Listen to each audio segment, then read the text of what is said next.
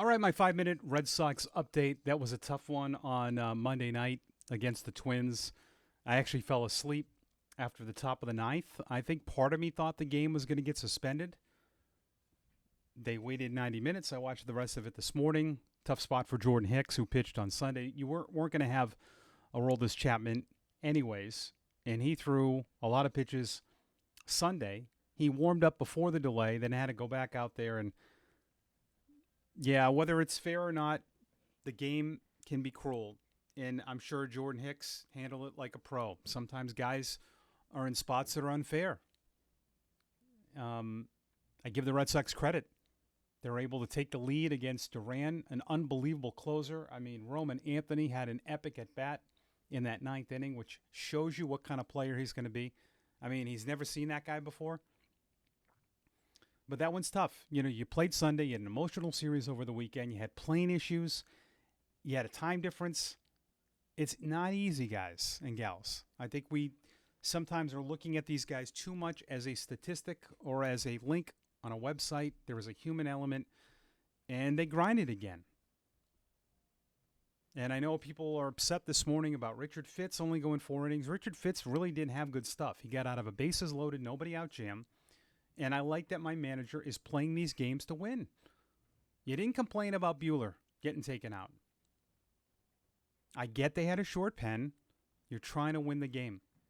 You put Fitz back out there, and the game gets away from you. It doesn't matter if you have a rested pen. The pen kept you in the game, and it just came up short. We don't need to overanalyze every loss. I was on X this morning. People are they freaking out about everything. I get it, you're a fan, but at some point you have to kind of rein it back in a little bit. That's what I'm here for.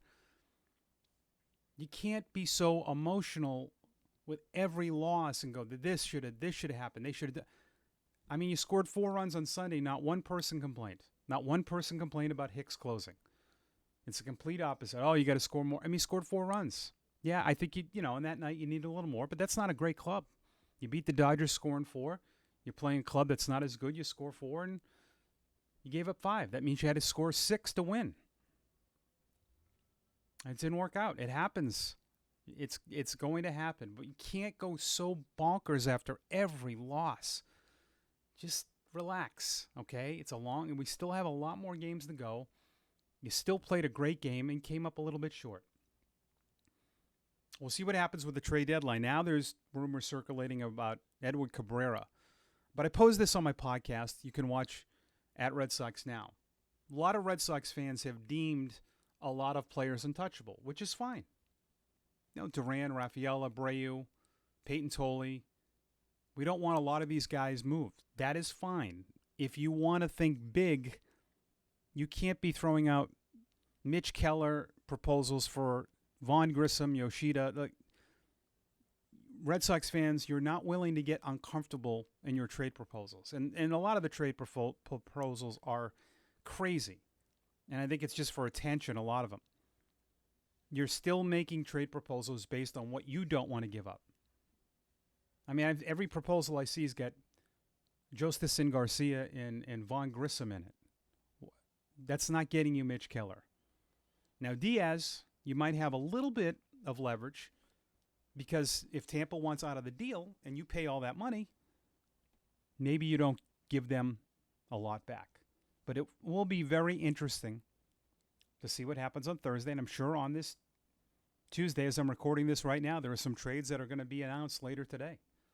So you got Giolito tonight. You still have a chance to win this series.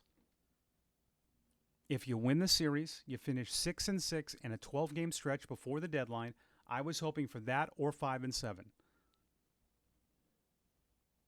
You're still one of the wild card leaders. That's all that matters. Going into August, it looks like you are going to be one of the wild card leaders. Love how this team competes. I really do.